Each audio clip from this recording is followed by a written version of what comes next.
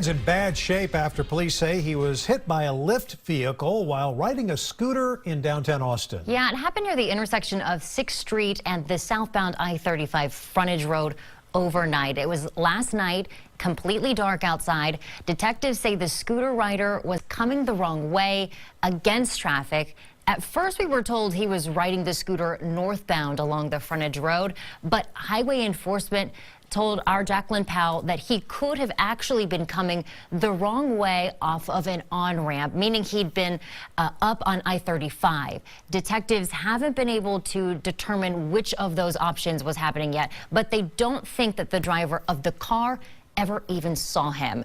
KXAN's Jacqueline Powell shows us why police say they're not extending the investigation into this crash very far. This scooter destroyed and the rider's clothes and shoes spread across the road. Detectives say the young man in his 20s was flung from the scooter and taken to a hospital with a head injury. Police tell us the Lyft driver wasn't doing anything wrong. Likely not expecting a person on the e-scooter to be at that location at that time.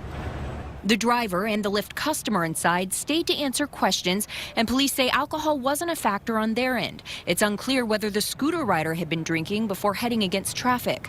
Officers couldn't test him at the scene. That wasn't the forefront. It was their life-saving measures to get him to the hospital, get him treated.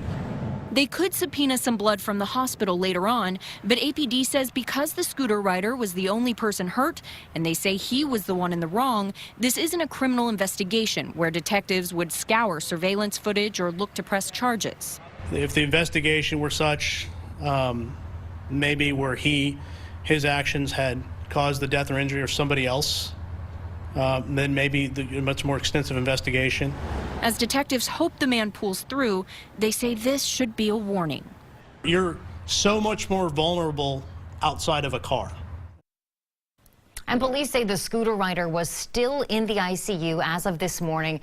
They have reached his family to tell them what happened. Lime, the company that owns the scooter he was riding, told us today it's also working to contact the man's family and offer them support. Where those scooters are allowed has changed in Austin since they were introduced. Earlier this month, a new pilot program allowed scooters on some park trails. It includes Johnson Creek, Shoal Creek, and Walnut Creek trails. The Ann and Roy Butler Hike and Bike Trail only allows electric bikes. The pilot program runs through this September. The Trail Foundation put out this on their website, reminding riders that scooters are not allowed on the Butler Hike and Bike Trail. The Parks Department is doing a survey to understand how people use the trails in Austin and figure out a long-term policy when it comes to e-bikes and scooters. You can take that survey right now on speakupaustin.org.